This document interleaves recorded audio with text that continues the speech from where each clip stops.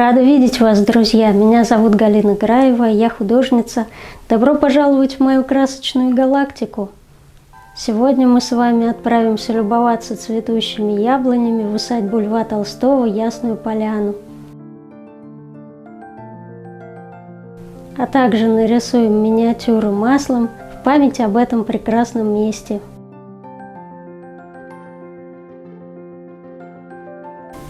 Устраивайтесь поудобнее, приятного просмотра! Сегодня мы с вами отправляемся на прогулку в усадьбу Льва Толстого Ясную Поляну. Мне очень хочется побыть на природе, отдохнуть, забыть о проблемах и поделиться этой умиротворяющей атмосферой с вами. Поэтому сегодняшнее видео будет легким и расслабляющим. Отлично подойдет для тех, кто давно мечтает выехать за город, но по тем или иным причинам пока вынужден остаться дома. Ясная Поляна находится совсем рядом с Тулой. Сюда можно добраться на городском общественном транспорте. О Ясной Поляне я могу говорить бесконечно, и это наверняка будет не единственное видео об этом месте. Для меня это настоящее место силы. Оно вообще никого не оставляет равнодушным. Уйти отсюда практически невозможно. Не потому, что трудно выбраться, а потому, что здесь невероятно хорошо. Сюда постоянно тянет вернуться. Поверьте мне на слово, даже если вы не любитель творчества Толстого, даже если в школе вы так и не осилили «Войну и мир», даже если личность Льва Николаевича вас совершенно не интересует, вы обязательно полюбите это место. Совершенно нет необходимости идти на экскурсию в дом Толстого. Можно просто приехать и гулять в усадьбе. Местная природа словно возвращает к жизни. Здесь нет шикарных парковых зон по типу Петергофа или иных графских усадеб.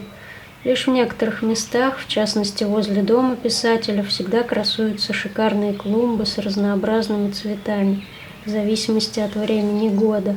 Толстой любил простоту, буйство природы в своем первозданном виде. И в этом, на мой взгляд, главная особенность и привлекательность этого заповедного места.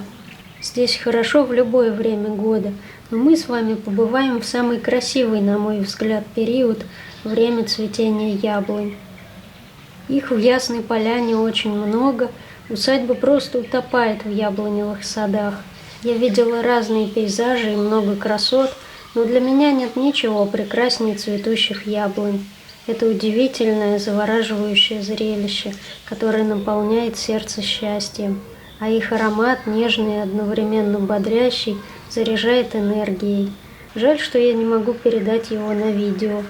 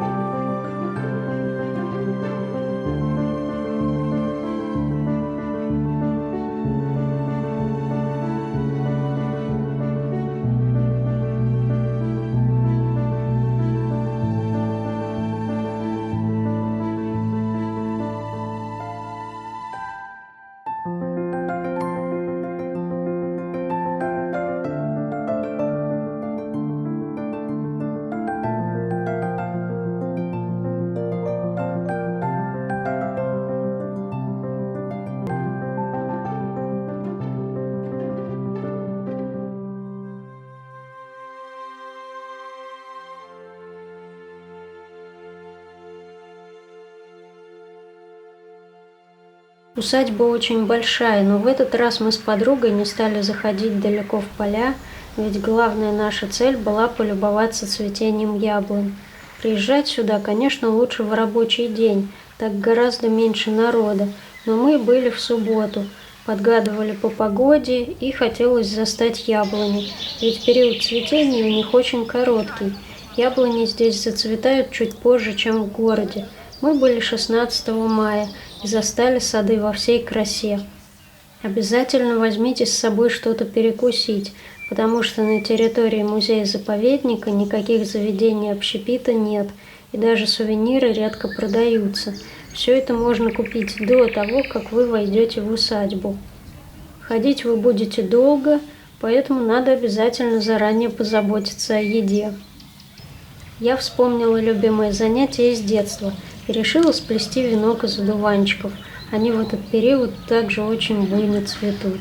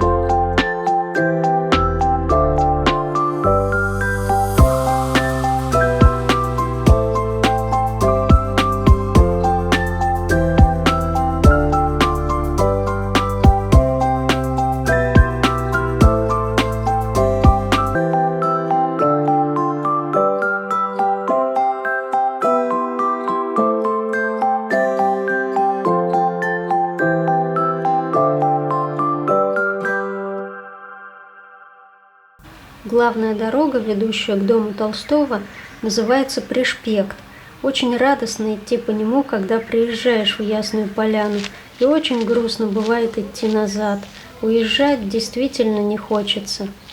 Время в Ясной Поляне словно останавливается. Слившись с местной природой, чувствуешь, как постепенно отступают тревоги, на душе становится легко. Это ощущение хочется надолго сберечь и всякий раз возвращаться к нему по необходимости. Если честно, я завидую местным жителям, живущим здесь в деревне, особенно тем, кто живет у пруда и имеет к нему выход. У многих есть настоящие причалы. Здесь можно и купаться, и рыбу ловить. Эх, благодать!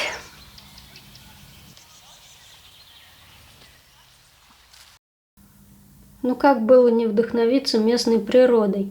Я решила нарисовать миниатюру с цветущей яблоней. У меня есть несколько таких небольших холстиков на картоне. В планах у меня небольшая картина маслом на подрамнике, также с весенним сюжетом. А пока для тренировки возьмусь за миниатюрку. Краски использую масляные. Заодно протестирую новую краску, вот такую, русская зеленая светлая. Она стоила недорого, и я решила купить.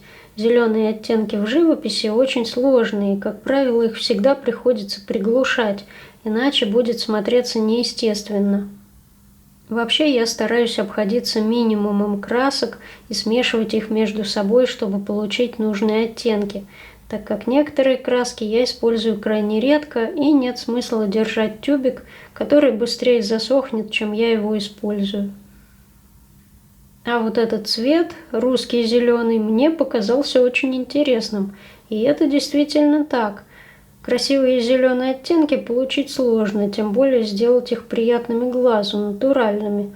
Так что данный оттенок очень даже пригодится. Мне очень понравился этот цвет. По укрывистости краску можно сравнить с охрой, то есть она скорее лессировочная. Я смешивала ее с неаполитанской желтой, еще с белилами и окисью хрома. Мне все понравилось, так что советую, если никогда не пользуетесь, обратите внимание. Цвета действительно получаются очень натуральными, естественными, поэтому краску советую.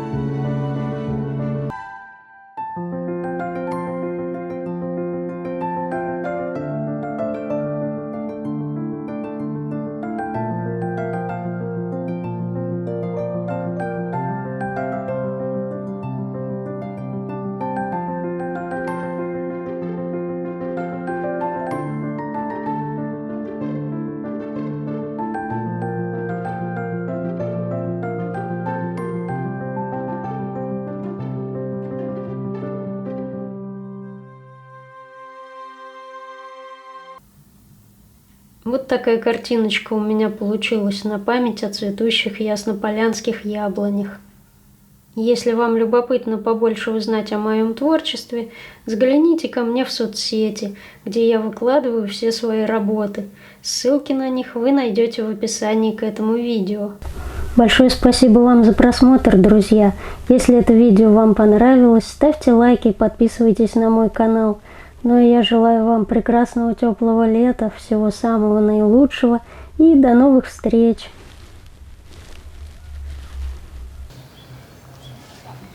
Так, как-нибудь попрыгать.